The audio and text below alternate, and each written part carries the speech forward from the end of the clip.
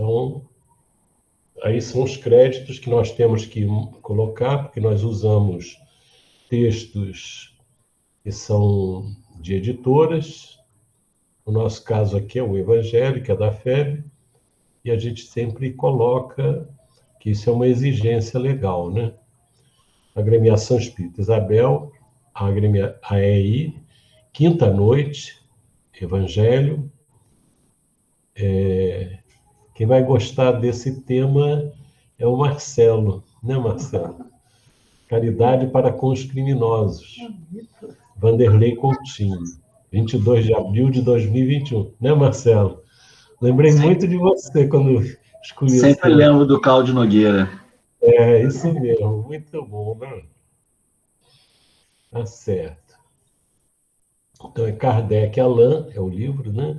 O Evangelho segundo o Espiritismo, tradução de Guilherme Ribeiro, da terceira edição francesa, revista, corrigida e modificada pelo autor em 1866, 120ª edição, Rio de Janeiro, FEB, outubro de 2002, capítulo 11, Amar o próximo como a si mesmo, caridade para com os criminosos, item 14. Tá? É isso aí. O texto nós vamos ler.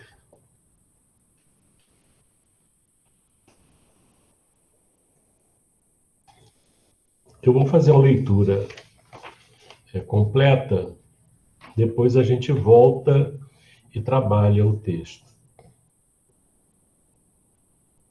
Está no capítulo 11, item 14. Caridade para com os criminosos.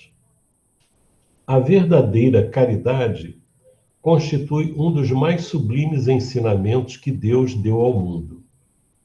Completa fraternidade deve existir entre os verdadeiros seguidores da sua doutrina. Deveis amar os desgraçados, os criminosos, como criaturas que são, de Deus, às quais o perdão e a misericórdia serão concedidos, se se arrependerem, como também a vós, pelas faltas que cometeis contra a sua lei. Considerai que sois mais repreensíveis, mais culpados do que aqueles a quem negardes perdão e comiseração, pois as mais das vezes eles não conhecem Deus como o conheceis, e muito menos lhes será pedido do que a vós. Não julgueis, não julgueis absolutamente, meus caros amigos, porquanto o juízo que proferirdes ainda mais severamente vos será aplicado, e precisais de indulgência para os pecados em que sem cessar incorreis. Ignorais que há muitas ações que são crimes aos olhos do Deus de pureza, e que o mundo nem sequer como faltas leves considera? É uma pergunta, né? Deixa eu voltar aqui. Ignorais que há muitas ações que são crimes aos olhos do Deus de pureza e que o mundo nem sequer como faltas leves considera? A verdadeira caridade não consiste apenas na esmola que dais, nem mesmo nas palavras de consolação que lhe diteis. Não, não é apenas isso que Deus exige de vós. A caridade sublime que Jesus ensinou também consiste na benevolência de que useis sempre e em todas as coisas para com o vosso próximo. Podeis ainda exercitar essa virtude sublime com relação a seres para os quais nenhuma utilidade terão as vossas esmolas, mas que algumas palavras de consolo, de encorajamento, de amor, conduzirão ao Senhor Supremo. Estão próximos os tempos, repito-o, em que nesse planeta reinará a grande fraternidade, em que os homens obedecerão à lei do Cristo, lei que será freio e esperança, e conduzirá as almas às moradas ditosas. Amai-vos, pois, como filhos do mesmo Pai. Não estabeleçais diferenças entre os outros infelizes, porquanto quer Deus que todos sejam iguais. a ninguém desprezeis.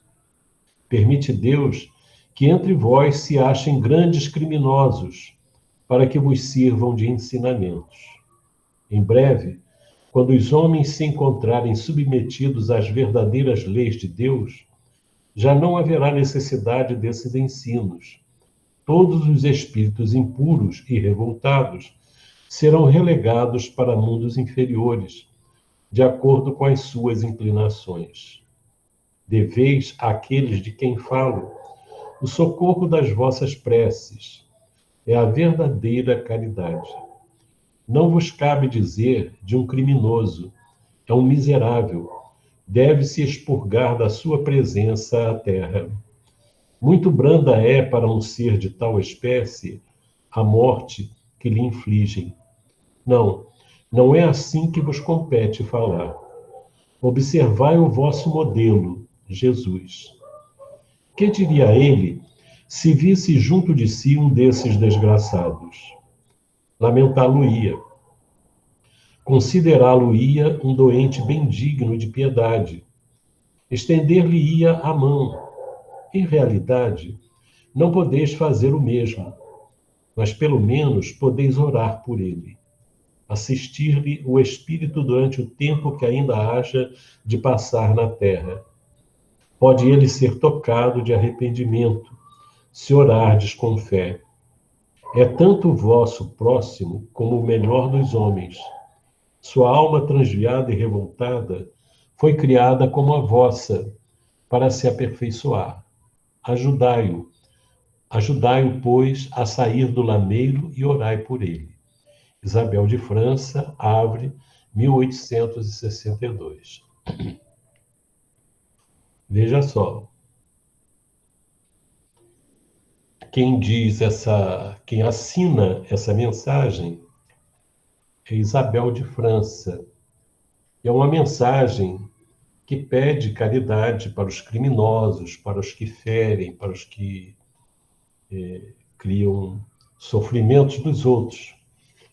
A Isabel de França, ela era a irmã mais nova do Luís XVI, que na época da Revolução Francesa foi decapitado. E ela também foi decapitada lá na Praça da Revolução. Então a gente vê que é uma pessoa que passou por uma experiência muito difícil, ser decapitada. E, no entanto, ela está aqui pedindo que não julguemos os outros, né? Os criminosos, as pessoas que fazem o mal, né? Porque, em verdade, ninguém tem o direito de tirar a vida do próximo. No entanto, essa mulher que sofreu essa experiência está dizendo essas palavras que são as palavras do Evangelho de Jesus. Isso é interessante, porque a gente, às vezes, encontra espíritos que estão numa condição de revolta e de desejo de vingança há séculos por aqueles que o perseguiram, que o mataram, que destruíram. No entanto, nós estamos vendo aqui uma mulher, era relativamente jovem, acho que ela desencarnou com uns 30 anos de idade, faltando uns poucos dias para o seu aniversário, ela chega, ou alguns dias depois, coisa assim. Então, ela está aqui numa posição de um espírito que se libertou, que não guardou rancor, né? Não ficou presa às ações que os outros fizeram. Isso é importante, né? E, às vezes, por coisas muito menores, nós ficamos presos a posturas infelizes dos outros. Mas vamos ler aqui. A verdadeira caridade constitui um dos mais sublimes ensinamentos que Deus deu ao mundo. Completa fraternidade deve existir entre os verdadeiros seguidores da sua doutrina. Deveis amar os desgraçados, os criminosos, como criaturas que são de Deus, às quais o perdão e a misericórdia serão concedidos se arrependerem, como também a vós pelas faltas que cometeis contra a sua lei. Considerai que sois mais repreensíveis, mais culpados, do que aqueles a quem negardes perdão e comiseração, pois as mais das vezes eles não conhecem Deus como o conheceis, e muito menos lhes será pedido do que a vós. É interessante, né? E sempre que nós condenamos alguém, nós condenamos pelo sentimento de justiça que nós temos, principalmente quando o que eles fazem nos atinge. Então, esse senso de justiça que nós temos é que serve de base, equivocadamente, para que nós fiquemos não querendo dar o perdão a essas pessoas. E esse sentimento de justiça, ele está dentro de nós, faz parte de nós, faz parte da nossa consciência, da nossa essência. Mas ele não existe para que nós condenemos os outros. Esse sentimento, ele existe de justiça para que nós não sejamos injustos com os outros. A ideia é essa. Deus não coloca dentro de nós esse senso de justiça para que nós cobremos dos outros, para que nós julguemos os outros. Não, não é para isso. É para que nós analisemos os nossos atos e verifiquemos se eles estão de acordo com esse senso de justiça que nós temos dentro de nós. É um guia para nós caminharmos com segurança. No entanto, é muito comum nós utilizarmos esse sentimento de justiça para identificar nos outros as suas falhas, os seus erros. E muitas vezes para justificar o nosso não perdão. Isso é um desvio muito grande da ideia. E dificilmente nós usamos esse senso de justiça para analisar, para refletir sobre as nossas atitudes. Geralmente queremos justificá-las e sempre damos um jeito de justificá-las. E ela diz aqui uma coisa muito interessante, né? Primeiro, que é essa verdadeira caridade. Então, a verdadeira caridade, ela está nisso aqui. E ela diz que é um dos mais sublimes ensinamentos que Deus deu ao mundo, essa verdadeira caridade. Porque às vezes nós somos capazes de doar uma roupa, somos capazes de doar dinheiro, doar comida, fazer várias coisas, mas às vezes não somos capazes de perdoar. E essa é que é a verdadeira caridade. Não que a outra não seja, mas se nós fazemos a outra e não fazemos essa que é essencial, nós estamos perdendo uma oportunidade muito grande de crescer espiritualmente. E ela diz em seguida, né? Deveis amar os desgraçados, os criminosos, como criaturas que são de Deus, às quais o perdão e a misericórdia serão concedidos se arrependerem. Veja que o perdão que Deus dá está vinculado ao perdão e à misericórdia. Mas o perdão que Deus concede não é um perdão que libera, que limpa todos os equívocos, todos os erros. Não é assim. É um perdão cheio de misericórdia, que significa, ele diz, se as pessoas se arrependerem. Mas não basta, a gente sabe que não basta o arrependimento. Deus nos dá... É preciso que nós tomemos essa primeira iniciativa, que é o arrependimento, reconhecer. Porque quando a gente se arrepende, é porque nós reconhecemos o erro. E nós reconhecemos o erro quando colocamos esse sentimento de justiça, que é tão claro, que é tão objetivo em relação aos outros, para analisar os nossos atos. Então, nós nos arrependemos quando passamos a utilizar bem esse sentimento de justiça. Veja que lá no Livro dos Espíritos, ele dá um conceito de justiça. Justiça é respeitar cada um o direito do próximo. Então, isso é importante para a gente. Então, Deus aguarda, quer dizer, está sempre aberto para usar de misericórdia conosco e perdoar. Como? Nós nos arrependemos e Deus nos dá a oportunidade de reparar os erros. Lógico que nesse estado de desarmonia com a justiça interna dentro de nós, porque o julgamento não é propriamente do lado de fora, é dentro de nós. A consciência desperta, ela mostra, ela incomoda.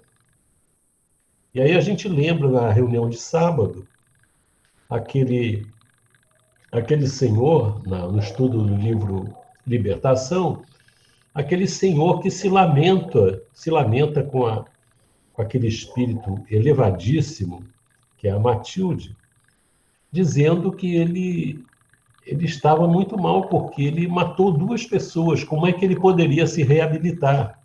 E ele sofria muito porque aquilo o incomodou, depois que ele matou, o incomodou profundamente durante a vida.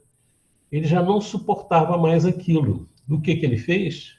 Ele esperava que quando ele desencarnasse, os 2 que ele tinha matado viessem persegui-lo, para que ele sofresse, que ele sentisse aquelas coisas todas.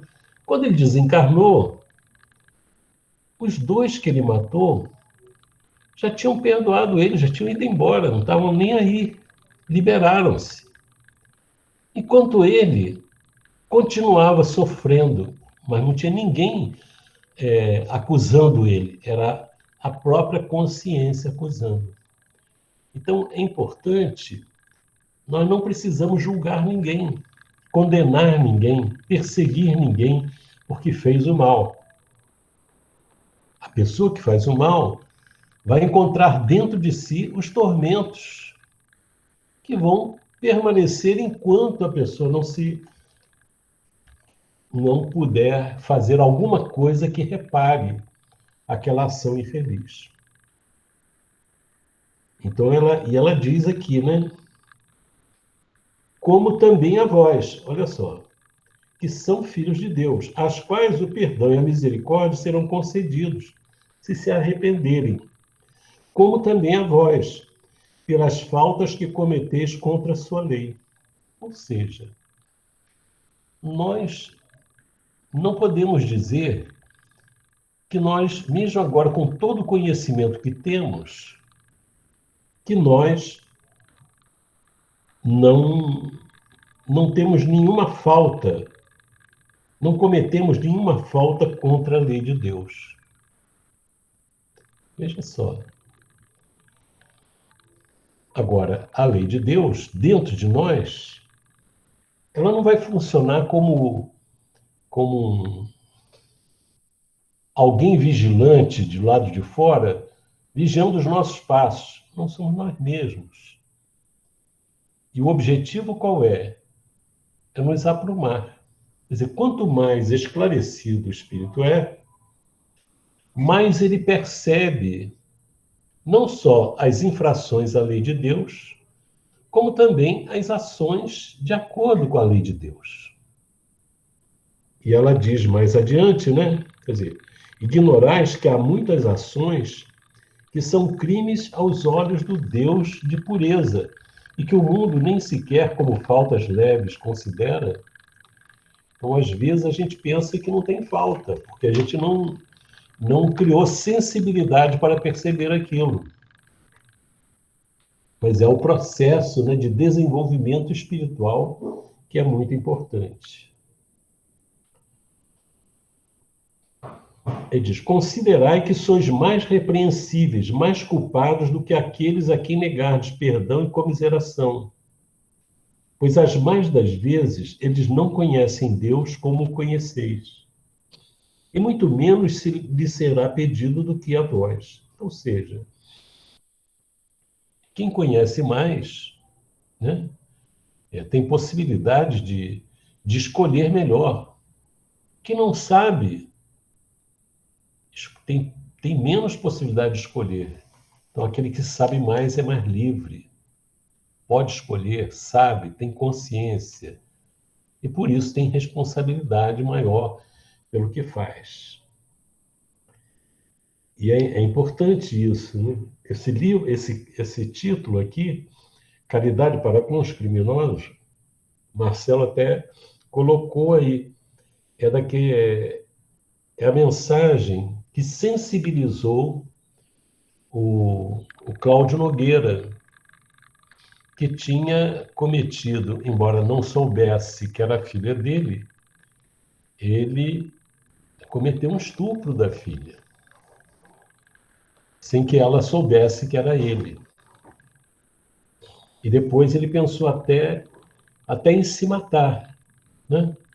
Você vê como a consciência acusa a pessoa de tal forma que ela quer fugir daquele tormento em que ela se encontra. E pensa até em se matar, como se o suicídio pudesse apagar aquele tormento em que ela se encontra. Vai aumentar o tormento. Porque se ele cometer um erro antes, o suicídio é um erro também muito grave perante as leis de Deus. Vai agravar o sofrimento que ele vai sentir dentro dele. Então, isso é importante. E quando a gente vê a pessoa, quando está nesse tormento, ela precisa que as pessoas orem muito por ela, para envolvê-las com vibrações mais elevadas. Mas, normalmente, quando se torna uma coisa pública, de conhecimento geral, as pessoas vibram contra. E esses pensamentos, nós que somos espíritas, conhecemos como o pensamento chega até a pessoa. E isso atormenta mais a pessoa, faz a pessoa ficar mais desequilibrada ainda. E nós acabamos contribuindo para isso. E talvez essa, e com certeza essa, é uma das ações de pensamento que são crimes aos olhos de Deus e que nós nem levamos em consideração. Vibrar contra a pessoa, né? Querer que ela morra, querer que ela sofra igual. Ah, bem feito, sofreu assim, tinha que fazer isso. Então a gente faz isso. Isso não nos cabe, né? Não julgueis, não julgueis absolutamente, meus caros amigos. Porquanto o juízo que proferirdes, ainda mais severamente vos será aplicado. E precisais de indulgência para os pecados em que sem cessar incorreis. Olha só, ela não está falando para materialistas, está falando para espiritualistas, pessoas que abrem esse livro aqui, com algumas exceções, como o caso do Cláudio Nogueira. Então, quando ele leu essa mensagem, quando ele abriu, olhou lá, ele não abriu ao caso, ele olhou o índice e viu caridade para com os criminosos, ele abriu na página e foi ler. E ele que se sentia o criminoso, ele sempre pedia a Deus que ele morresse e a filha sobrevivesse, de tão desesperado que ele se encontrava. E ele leu essa mensagem, e essa mensagem transformou a vida dele. Era um homem assim voltado só para as sensações físicas. Era um chefe de família, como qualquer um, né? Uma vida normal, vamos dizer assim. No entanto, tinha uma vida desregrada, mas tranquila. Então, essa vida, esses valores que ele levava, a que ele servia, foram valores que acabaram destruindo a vida dele, com aquele ato infeliz que teve com a filha adotiva, né? Quer dizer, era a filha dele mesmo. Ele não sabia. Então, nessa hora, quer dizer, aquela aparente normalidade levou-o para uma situação muito grave, em que nessa hora ele queria desaparecer, queria morrer, queria fazer tudo. Mas quando ele abre esse livro e lê essa mensagem, ele fica assim que há esperança para ele. E a partir dali é impressionante a transformação desse homem. Era um homem fútil, vazio, interessado nas coisas apenas da sensação física. A partir da leitura dessa mensagem, a vida dele se transformou. Convém ler esse livro, porque é um dos exemplos, né, de transformação muito grande que ele realiza. Então ele diz para que nós precisamos ter indulgência com os outros para não julgarmos nenhum juízo, colocar nenhum juízo recriminando, acusando, condenando o que os outros fazem, porque nós fazemos outros. O que não quer dizer que nós devemos nos acomodar com esses. Nós temos que ir burilando, lutando para vencer. Se identificarmos algum sentimento inferior em nós, nós temos que trabalhar isso para não nos entregarmos a ele. É uma necessidade nossa. Aí ela continua.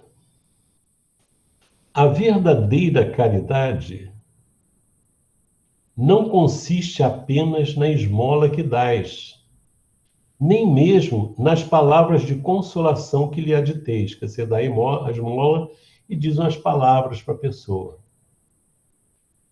Ela diz que essa não é a verdadeira caridade.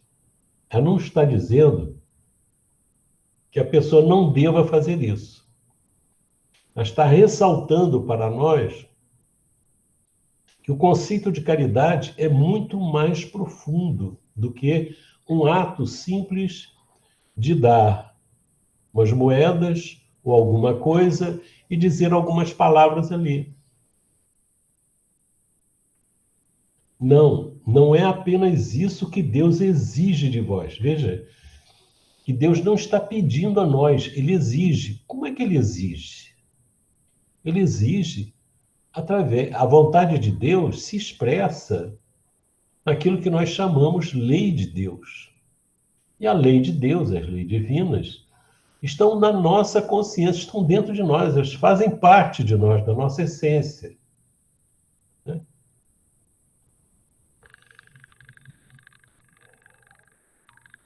Não é apenas isso que Deus exige. Mas por que Deus exige isso? Deus exige que nós tenhamos um sentimento, uma caridade mais sublime, para que a nossa alma se harmonize mais profundamente com a sua lei, ou seja, com a sua vontade, ou seja, com Deus. Nós não podemos ter a pretensão de nos integrarmos com Deus sem que nós estejamos vivendo essa caridade sublime que ela está recomendando aqui. Enquanto nós estivermos condenando as pessoas pelos seus erros, e muitas vezes essa condenação é baseada em fatos, é verdadeira, enquanto fazemos isso, nós não podemos estar em harmonia com Deus. Por quê? Essa não é uma atribuição nossa. A atribuição de julgar o outro é de Deus. Deus é que vai estabelecer. Porque Deus, quando julga, ele julga para corrigir. E quando nós julgamos para condenar, como se nós fôssemos incapazes de fazer o que as pessoas estão fazendo. Mas nós não nos lembramos do que fizemos no passado, né?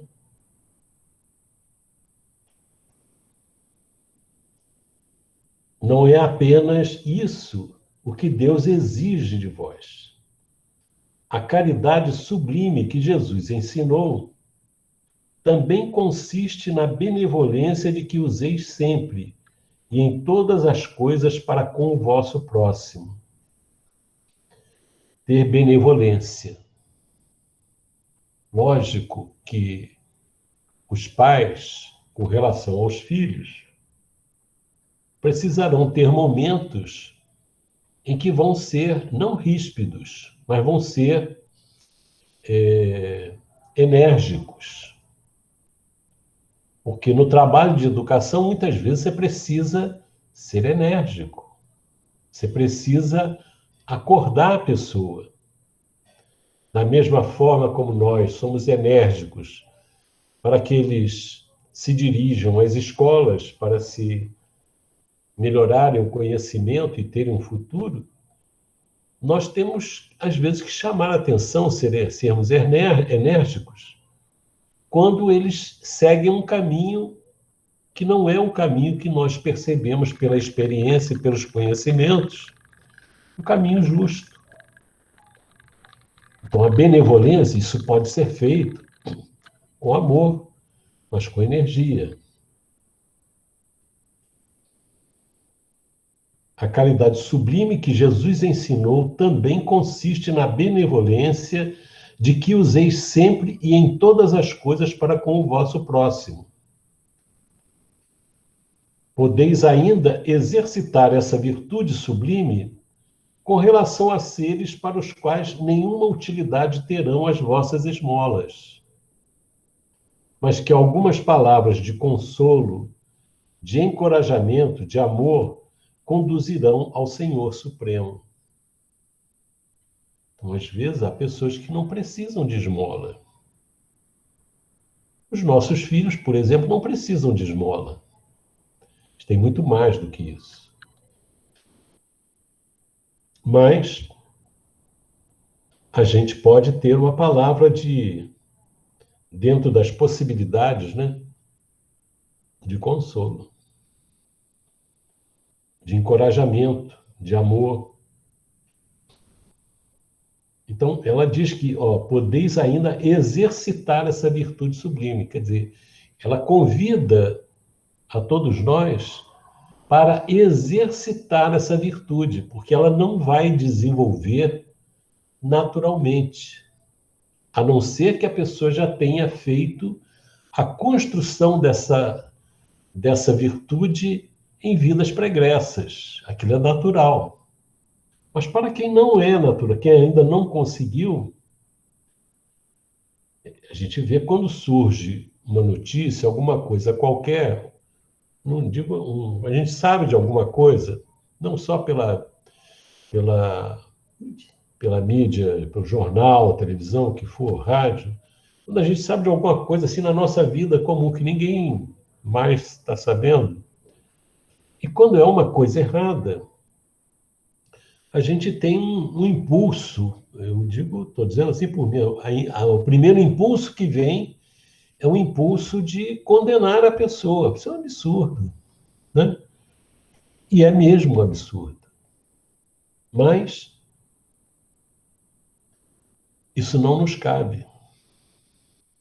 A pessoa que faz umas coisas bárbaras, elas estão precisando de oração, pensamentos elevados. E isso serve de exercício para nós.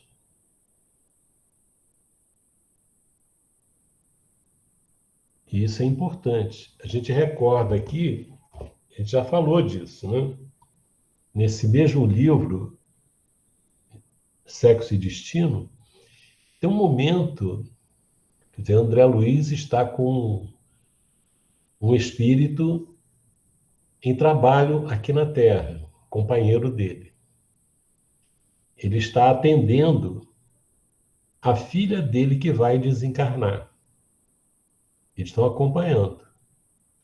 O marido da filha dele, por sua vez, tem um caso com uma jovem que é filha desse Cláudio Nogueira.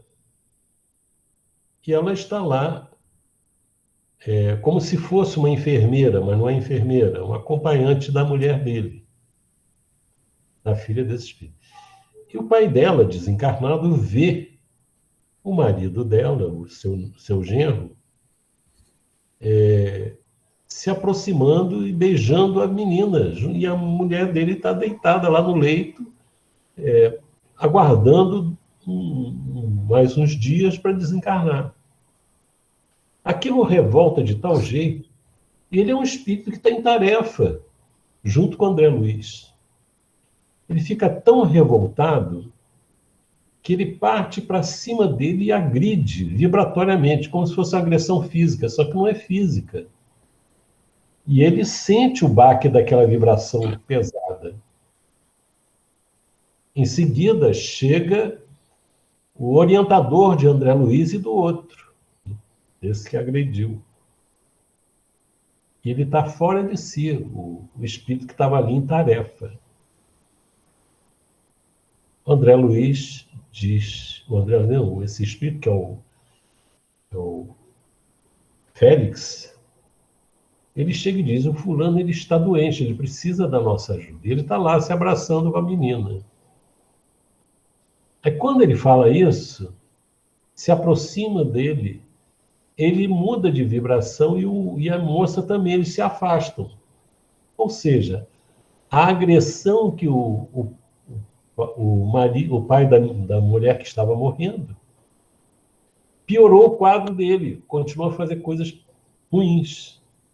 Quando o Félix chegou e o envolveu com compreensão, com amor e com vibrações elevadas, dizendo que ele estava doente mesmo fisicamente, problemas cardíacos, ele saiu daquela faixa de vibração. Ou seja, quando a gente vibra contra a pessoa, a gente faz a pessoa piorar.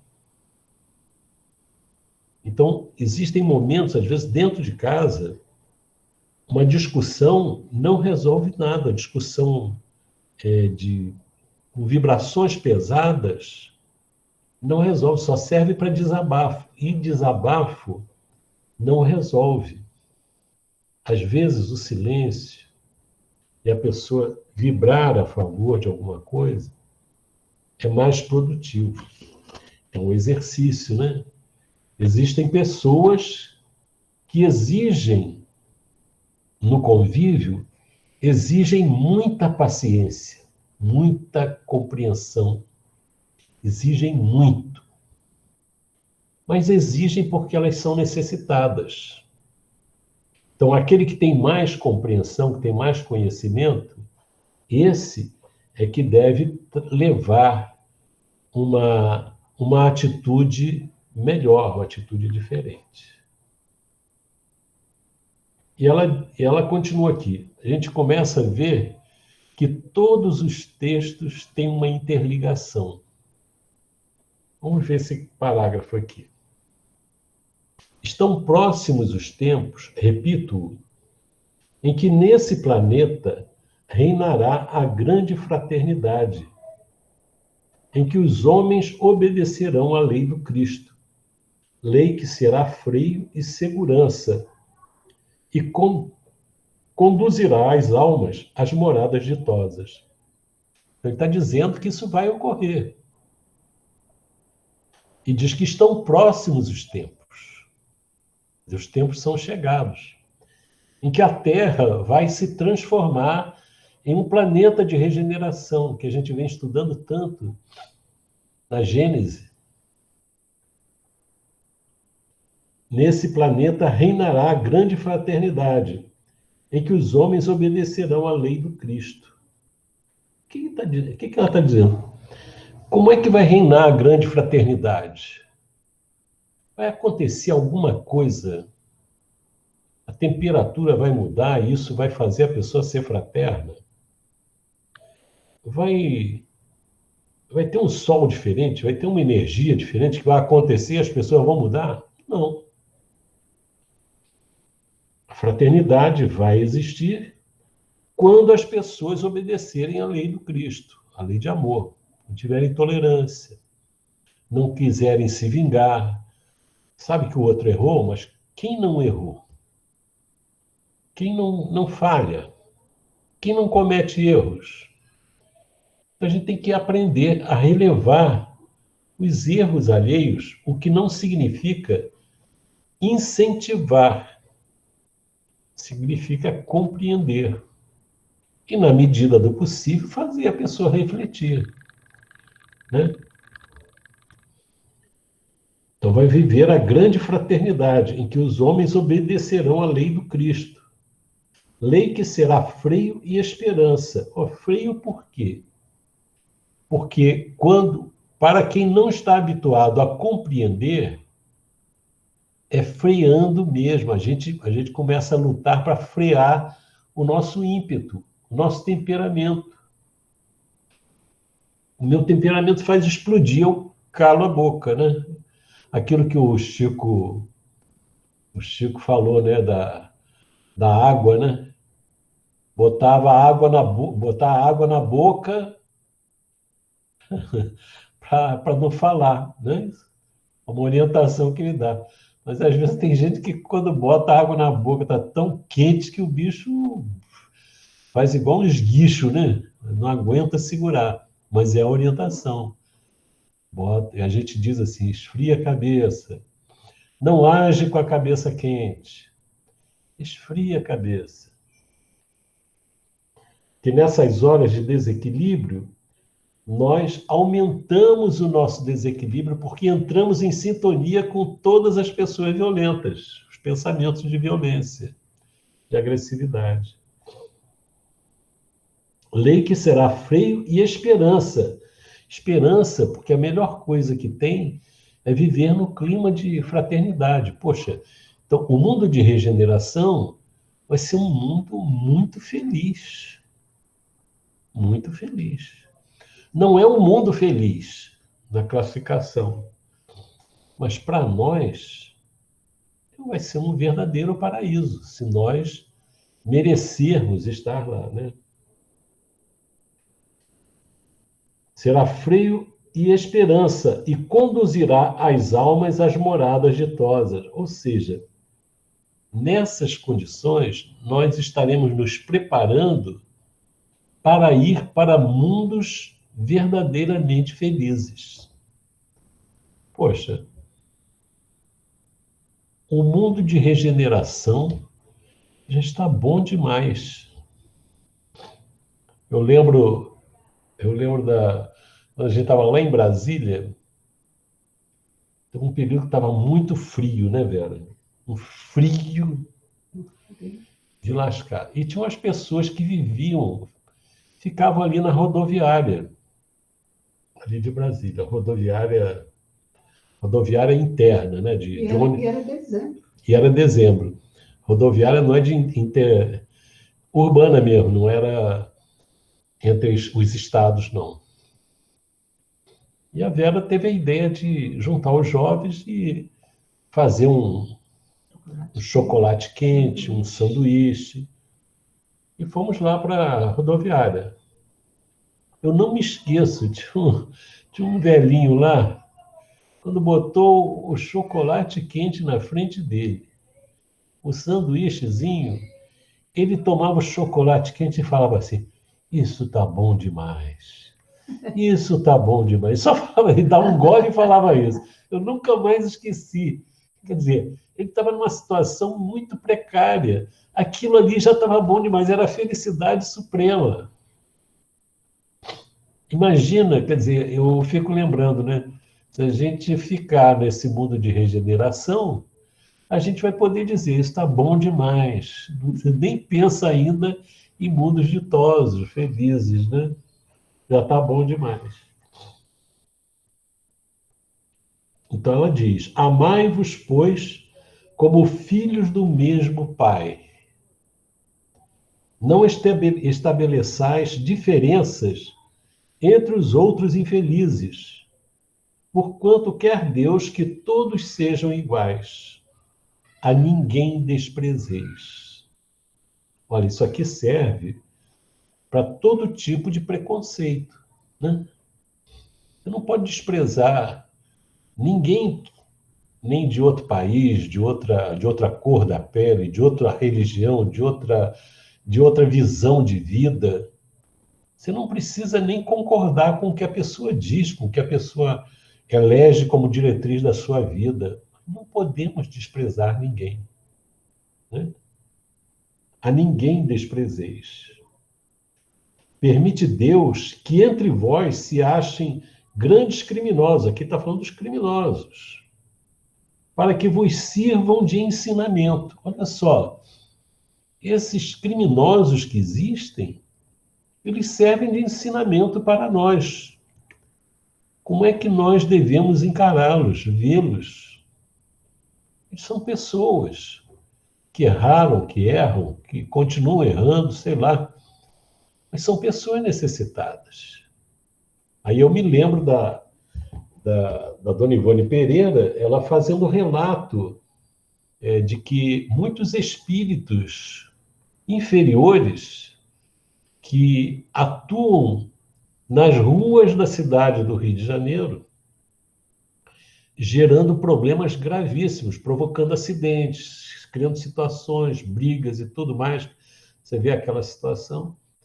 Que são espíritos que a cidade deve alguma coisa a eles, no sentido de que foram desprezados, os recursos que poderiam ir para eles em termos de educação, de habitação, de tudo, não foram conduzidos, e isso reverte para um desequilíbrio da pessoa, quando a sociedade deveria cooperar para que eles crescessem.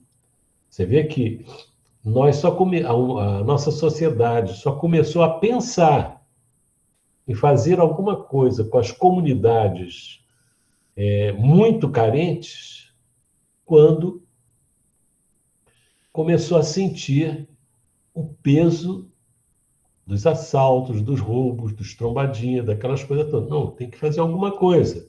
Vamos levar a escola, vamos levar uma quadra de esporte, vamos fazer um trabalho social dessa forma, de outra. Quer dizer, isso essa é uma tarefa importante. São relegados a um plano inferior. Eram desprezados. Permite Deus que entre vós se achem grandes criminosos para que vos sirvam de ensinamentos. Interessante. De um lado, a gente observa que esses criminosos trazem ensinamentos para nós. E criminosos não são só os que vivem nas comunidades. A gente vê que há criminosos que vivem nos condomínios de luxo, né? Terríveis, difíceis. E a gente observa pessoas nas comunidades que vivem em condições muito precárias, que também nos dão ensinamentos de vida. E a gente lembra lá no Boa Nova, uma senhora que falou assim: eu sou feliz. Da Dulce, né? Eu sou feliz, sou uma mulher feliz. Eu chego no meu barraquinho, estendo o jornal no chão e agradeço a Deus aquele cantinho que eu tenho. Olha só. E a gente vai ver muita gente reclamando em condições de vida muito melhores do que ela. E ela dá uma lição para a gente. Então a gente recebe lição de todo mundo, de todo lado. De pessoas boas, ricas, de pessoas boas, pobres, de pessoas que estão doentes, que são pacientes, de pessoas daquelas que são impacientes, que dão lições para a gente, porque a gente tem que aprender a lidar com elas, a ter paciência, né?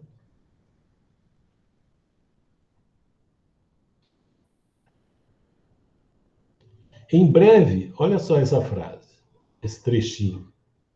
Em breve, quando os homens se encontrarem submetidos às verdadeiras leis de Deus, já não haverá necessidade desses ensinos.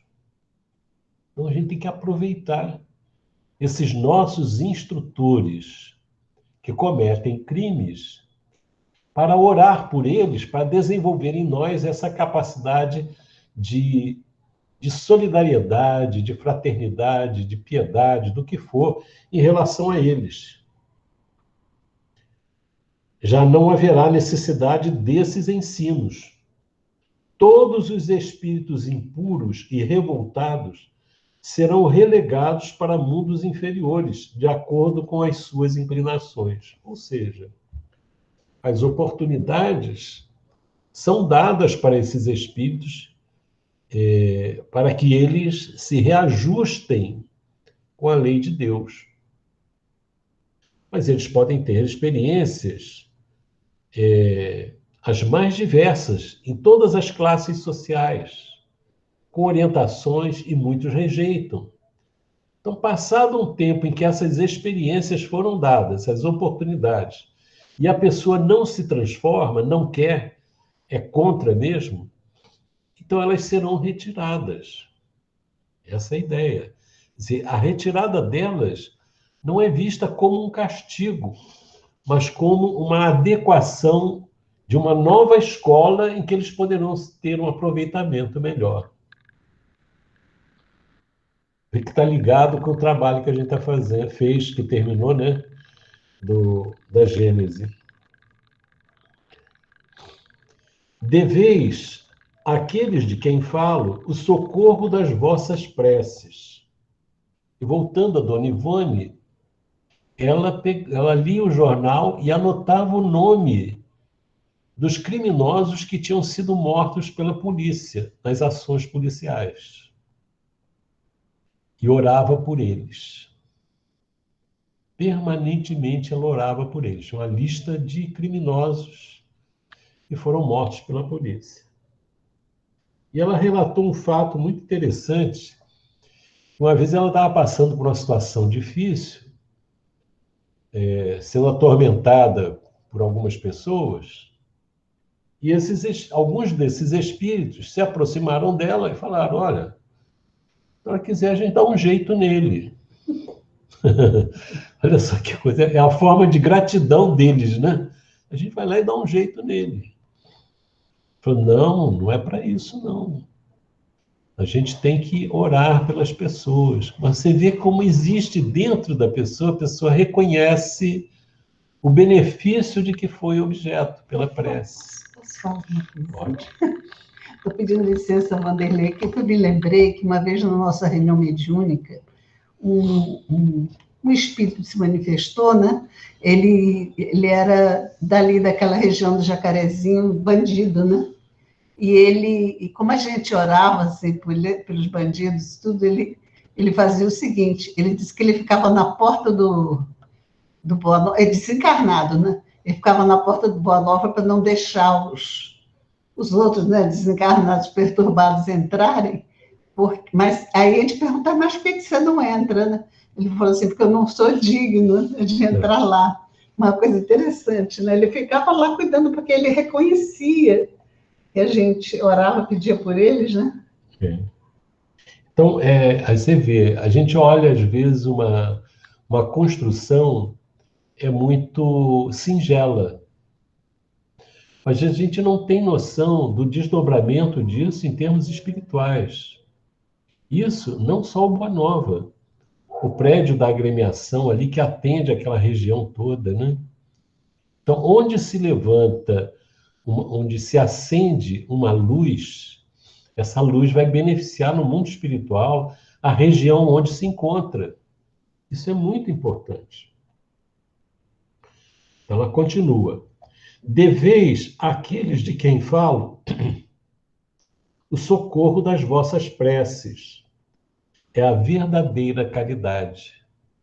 Ora, para quem está perdido na revolta, no desejo de vingança, o dinheiro não resolve. O que resolve é a compreensão da situação em que ele está. E a gente está vendo aqui uma pessoa que foi decapitada, que naturalmente compreendeu, perdoou aqueles que agiram dessa forma com ela.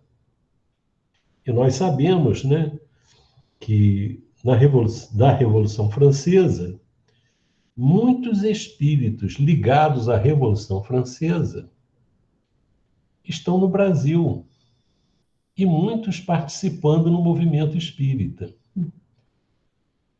Então a gente vê, tem muita gente que está no movimento espírita, mas que tem grandes necessidades pela participação, às vezes, violenta nesses períodos, né? Se a gente pegar aquele livro Eu Sou Camilo Desmoulins, nós vamos ver casos de identificação, por exemplo, do Robespierre, aqui no Brasil, em condições lamentáveis, né? Não fisicamente lamentável, espiritualmente lamentável, se aproximando do movimento do espiritismo, mas sem que a gente saiba o desdobramento disso, né? E aí vai. Não vos cabe dizer de um criminoso o que a gente não deve fazer. Ó. É um miserável. Deve-se expurgar da sua presença a terra. Muito branda é, para um ser de tal espécie, a morte que lhe infligem. Olha só. Às vezes, quando a gente estuda esse período de transição da Terra, normalmente a gente, mesmo sem declarar abertamente, a gente às vezes fica numa posição que a gente acha que a gente está num mundo de regeneração. E que os outros, aqueles bárbaros, que eles fazem isso, fazem aquilo, vão ser mandados embora porque eles não merecem. Mas olha, a gente não sabe se nós somos verdadeiramente fortes para viver num ambiente em que não existe orientação, em que existe muita viciação, se nós não somos capazes de resistir a agir de forma semelhante. Nós não sabemos. Nós não passamos por isso, né? Então, a gente não pode condenar essas pessoas, falar sobre essas pessoas como se nós fôssemos incapazes de agir dessa forma.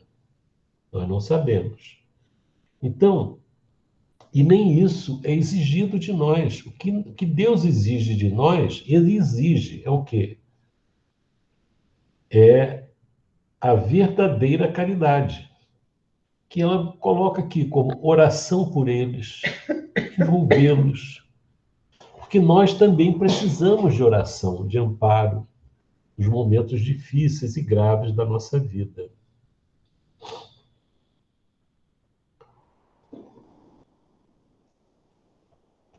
É um miserável, deve se expurgar da sua presença à terra. Muito branda é para um ser de tal espécie a morte que lhe infligem. Não, não é assim que vos compete falar. Observai o vosso modelo, Jesus. Que diria ele se visse junto de si um desses desgraçados? Ele viu. Ele viu um ladrão do lado dele. E pediu, o Dimas, né? Que pediu ajuda a ele. E ele, naquele momento supremo, ele estava ainda despertando as almas, aquela alma para uma renovação. Veja só que coisa. E naquele momento ele lançava uma mensagem para nós e que ele não condenava aqueles homens que o condenaram injustamente. Ele pedia para perdoar. Eles não tinham noção do que estavam fazendo. É verdade.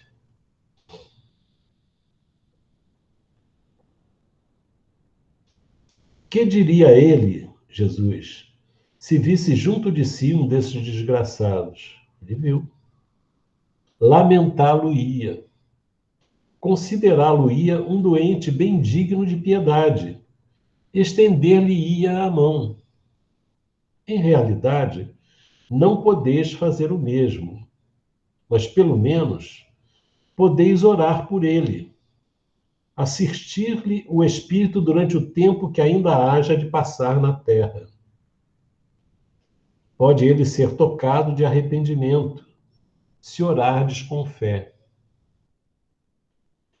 É tanto o vosso próximo como o melhor dos homens. Sua alma, transviada e revoltada, foi criada como a vossa, para se aperfeiçoar.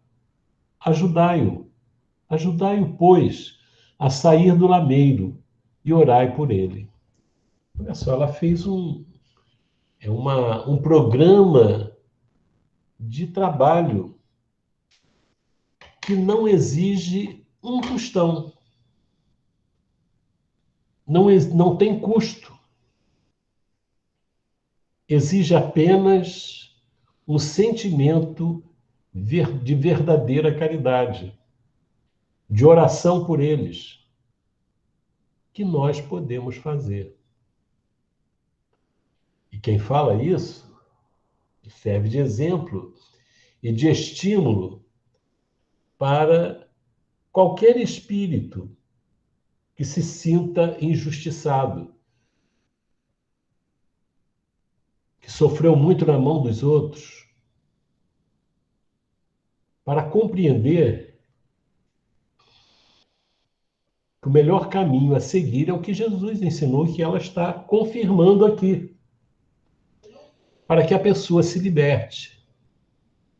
Porque a pessoa que sofreu o mal, sofreu a injustiça dos outros, não merece continuar sofrendo.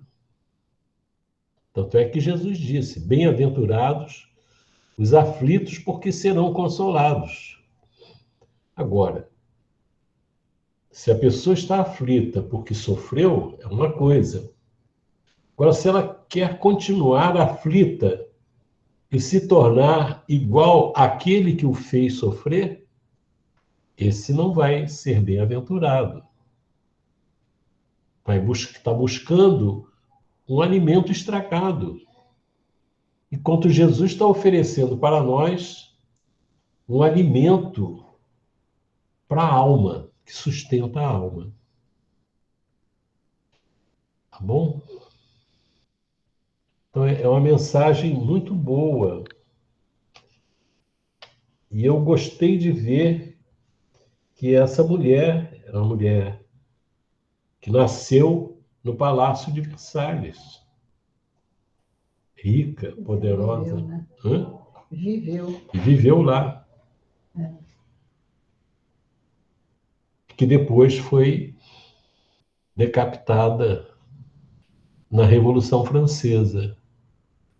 Mas conseguiu sair desse quadro livre, liberta. Enquanto, com certeza, muitos dos seus algozes podem estar ainda em condições muito difíceis, se não seguiram o mesmo caminho dela. Então, é a nossa mensagem de hoje, né? É uma mensagem que abriu o espaço, a vida, abriu uma porta para o Cláudio Nogueira, que modificou aquele espírito profundamente. Quer dizer, não é a mensagem que modificou. A mensagem fez com que ele acordasse para a realidade da vida. E ele fez o trabalho de buscar se alimentar nessa fonte mais pura.